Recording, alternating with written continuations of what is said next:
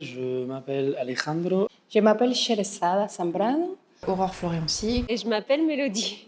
Nous sommes 4 artistes chorégraphiques à coordonner, à faire des invitations aux différents types de publics avec des spécificités à niveau de mouvement.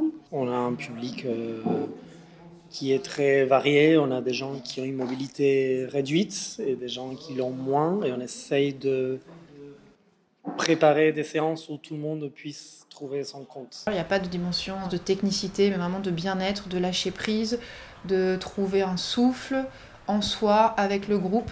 Donc les propositions sont toujours dans un cadre de bienveillance, très souvent rattachées à l'imaginaire, ce qui permet justement aux personnes atteintes de la maladie de Parkinson de s'ouvrir au mouvement beaucoup plus librement que si on apportait une technique précise et concrètement écrite. Ça m'a appris aussi à développer de nouveaux outils de comment un peu casser le mythe que pour danser, il faut avoir un corps valide et prêt à tout. La danse, elle peut être plein d'autres choses aussi belles et puissantes que sauter dans tous les sens.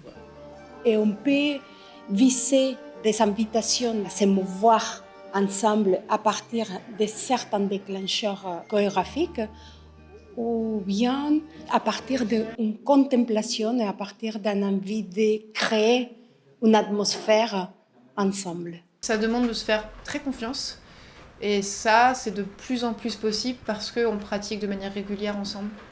Donc je dirais que la relation entre nous, elle est très bienveillante, constructive. Il y a une diversité des 4 univers artistiques, donc cela veut dire que l'invitation à déclencher les mouvements, ça va être de différents points de vue et à partir d'un différent lieu.